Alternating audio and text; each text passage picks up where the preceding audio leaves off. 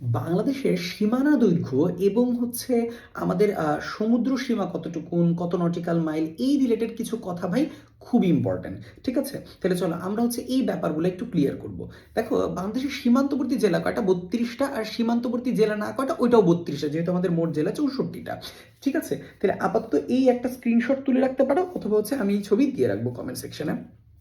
দেখো ভাইয়া, যদি আমরা এইখানে কয়টা কথা বলি, যে আমাদের সাথে ইন্ডিয়ার সীমান্ত রয়েছে কয়টা অঞ্চলের, কয়টা জেলার? 30টা। এবং মিয়ানমারের সাথে 3টা। তুমি বলতে পারো ভাই 30 আর 3 তো 33 হলো, কিন্তু রাঙামাটির সাথে ভারতের সীমান্তও আছে, মিয়ানমারের সীমান্ত আছে। তাহলে আমরা বুঝলাম। যাই হোক, এখন চলো মোট সীমানো দৈর্ঘ্যের কথা বলি। কয়েকটা টার্ম একটু পড়তে কষ্ট লাগে, বাট আস্তে আস্তে এটা ইজি হয়ে যাবে। এটা মজার ব্যাপার। দেখো, তাহলে আমি যদি এই ছবিটা আমরা আগের ক্লাসে দেখাইছিলাম ভাইয়া, বাংলাদেশের এই যে কালো বর্ডারটা, যদি সীমানো দৈর্ঘ্যের কথা চিন্তা করো, এটা হলো 5138 কিলোমিটার। কত ভাইয়া? 5138 কিলোমিটার। দেখো, এর সাথে আমার ভারতের সীমান্ত আছে, আবার মিয়ানমারের সীমান্ত আছে। মিয়ানমারের সীমান্ত হচ্ছে 271 কিলোমিটার, এবং ভারতের সীমান্ত দৈর্ঘ্য হচ্ছে তোমার 4156 কিলোমিটার। তাহলে ভারতের সাথে 4156, এটা হলো 271। তাহলে মোট কত হবে? 4427। কত ভাইয়া? 4427। আমি একটু আগেই বলেছি 5138 হচ্ছে মোট সীমানা দৈর্ঘ্য, আর ভারত আর মিয়ানমারের সাথে আছে 4427 কিলোমিটার। তাহলে 711 যেটা বিয়োগ করলে পাবা, এটা হইল জলসীমা। তাহলে আমাদের এই যে যে জলসীমা আছে, এটা কিন্তু অলমোস্ট 711 কিলোমিটার। তার মানে এটার সাথে তোমার সাগরের প্রত্যক্ষ সংযোগ আছে।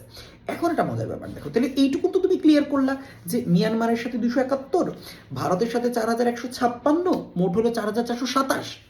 711 যোগ করো, পাইলাম 5138।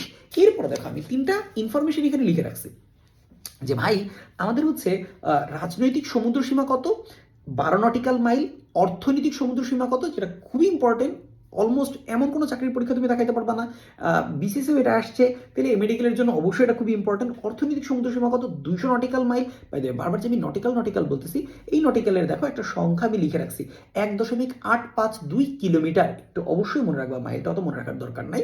আরেকটা হলো মহিষোপান এলাকা। চলো আমরা একটু ব্যাপারটা বুঝি। ইমাজিন করো, আমি যদি এইখানে একটা কথা বলি, লাইক ধরো আমি বলছি যে আমার এই জায়গাটায় সমুদ্র আছে। এখন এইখানে আমি ধরো এই একটা অঞ্চল পর্যন্ত আমার কি করতে পারবো, আমার রাজনৈতিকভাবে কিছু আমি সেনা মোতায়েন করতে পারবো। হ্যাঁ, সেনা মোতায়েন আমি কেন করতে পারবো? কারণ এইখানে আমি আমার দেশকে প্রোটেক্ট করার জন্য যেইটুকু অঞ্চল পর্যন্ত তোমার আমার সীমান্তরক্ষী বাহিনীকে নিতে পারবো বা ওইখানে মোতায়েন করতে পারবো, সেটা হচ্ছে রাজনৈতিক সীমানা অঞ্চল বা রাজনৈতিক সমুদ্র অঞ্চল। এটা হচ্ছে আমাদের 12 নটিক্যাল মাইল। হ্যাঁ, এরপর হলো অর্থনৈতিক সীমানা অঞ্চল। অর্থনৈতিক সমুদ্র সীমা কতটুকু? 200 নটিক্যাল মাইল। তার মানে ওই পর্যন্ত যে অঞ্চলটা আছে, ওইটার যত মৎস্য সম্পদ আছে, খনিজ সম্পদ আছে, ওইটার উপর সম্পূর্ণ অধিকার হচ্ছে বাংলাদেশের। তাই বাংলাদেশে আমরা আসলে যত ছোট ভাবি তত কিন্তু ছোট না। এখানে আর একটা মজার ব্যাপার হলো মহিষোপান অঞ্চল। মহিষোপান কি? ইমাজিন করো, এটা হচ্ছে বাংলাদেশ। এই বাংলাদেশের এই যে যে ল্যান্ডটুকুন তুমি দেখছো, এটা তো মাটির উপরে আছে, বাট মাটির নিচেও তো কিছু আছে। মানে মাটির নিচে না, বলতে পানির নিচেও কিন্তু কিছু পার্ট আছে। লাইক তুমি যখন পুকুরের দিকে নামো, পুকুরে নামলে দেখবা একটা খাড়া ঢালের মতন কিছু একটা বেয়ে যেতেছে। তাহলে ওইটাও তো পুকুরের একটা পার্ট। সমুদ্রে যখন তুমি নামতে থাকো, সমুদ্রের অনেকটুকুন পার্ট তো তোমার পানির নিচে থাকে। তুমি শোর থেকে যে উপকূল এলাকাটা থাকে, যেখানে তুমি ঘাটে নামো, ওই ঘাট থেকে তো নামে নামে আরো যে কতটুকুন জায়গায় তুমি মাটি পাও না ভাইয়া, এই পুরো মাটিটাই তো আসলে বাংলাদেশের অঞ্চল। তার মানে তোমার এই যে যে ঢালটা খাড়া হইতে হইতে একদম গহীন সমুদ্রে নেমে গেছে 354 নটিক্যাল মাইল পর্যন্ত। এটা বলে মহিষোপান অঞ্চল। তাহলে চলো আরেকবার মুখস্থ করে নিই। রাজনৈতিক সমুদ্র সীমা 12 নটিক্যাল মাইল। তারপর অর্থনৈতিক সমুদ্র সীমা কত ভাইয়া?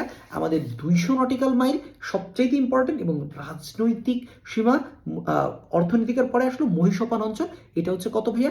Almost 354 nautical mile. আশা করি মনে থাকবে ভাইয়া। ঠিক আছে, নেক্সট ভিডিও দেখার আমন্ত্রণ রইল। আজকের মতন এই পর্যন্তই। আসসালামু আলাইকুম রহমতুল্লাহ।